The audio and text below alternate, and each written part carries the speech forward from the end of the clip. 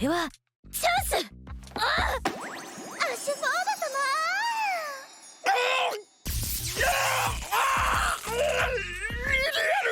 俺の中になんだこれは刺激が強すぎる。2.5 Dimensional Seduction, episode number 6. And who else is theorizing out there? I'm talking to you. What's the theory? Let me know in the comments down below. Who's the sexy, sexy teacher? My two theories, and it really can only be two options. And maybe I'm about to blow your mind, or maybe you're about to be like, that's what I thought too.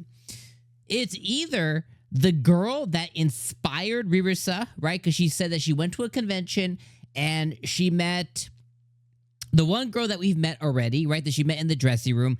But she had another friend, and that friend retired because of her job and job requirements. And you can imagine, you know, it's not like they're doing OnlyFans, but, you know, their cosplaying takes a toll. And, you know, if they want to make money from it, they got to sell products and they got to take a certain type of picture. And if they're an adult, they have to maybe take some sexy pictures.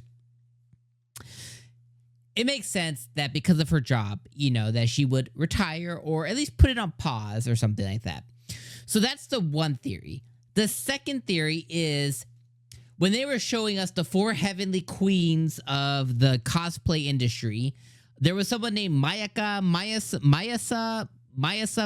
something like that, who our bro, the dude who's like, you know, teaching our boy, he was like, oh, you know, yeah, but and then what, you know, they were like, oh, she retired. So Akamura was like, oh yeah, you know, she's not in the industry anymore. Like, yeah, people are going, you know, they're trying to take her spot. You know, someone's going to be the next queen. Ririsa could be that queen, you know, whatever. So my other theory is that teacher could be that girl who retired. Now, both scenarios, whoever that girl is, definitely has ties to the cosplay industry, definitely is going to end up having ties to the kids. And my guess, you can see the anime, you can see the anime writing on the wall that teacher is going to be the one that comes in and saves the manga club because of the cosplay stuff. And the teacher's going to be the sponsor, and that sponsor is going to end up saving the manga club so they don't go away, blah, blah. It's just atypical anime bullshit, basically. Happens, I've seen it over and over again to where some teacher gets a little too intimately involved, not in like a romantic nature or like anything like weird in that sense, just, you know, that they have some ties to like their students. We've seen it before where, you know, one dude who's, you know, what was the anime? It was about a boy and a girl, but essentially like the girl was like a former alumni of the school, and the kid ended up working at a restaurant, like whatever. It doesn't matter what the anime was, but we see it over and over again, those things happening. So my theory though with the teacher is she's one of those two paths, and maybe there's a third one. Maybe she's not either of those two things.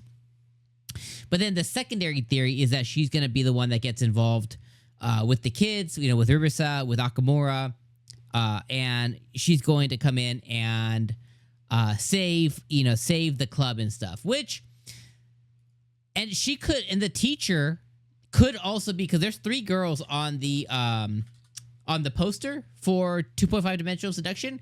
There is Ririsa, there is best girl Mikari, and then there is a third girl who is in blue hair. I don't quite know who that girl is. Well, no. There's 4. Hold on, let me look at the poster. Hold on, let me look at the poster. Let's see. So if we look on the poster here, and I'll pull up my anime list real fast. Let's see if I don't even have this stuff set up. We're gonna wing it real fast. And 50-50, maybe it does, maybe it doesn't. But if we look on my anime list on these, okay, so it was set up on these posters here. We can see that there's Mikari, there's Ririsa, and then there's these 2 other girls over here on the poster. So my guess is maybe the teacher's one of these other 2 girls. I guess it just remains to be seen. I'm not 100% sure if that is the case or not. So 50-50 if that's the case or not. So I'm not 100% sure. Regardless, though, that's kind of my running theory. So I'm going to say regardless again, but going back to the episode, though, fantastic episode. Akamura takes it above himself to go and train with, I keep wanting to call him Ogre Pawn, I forget what his actual name is, but the big dude who he met last week at the event and stuff. And that dude is the photographer for the Magino lady.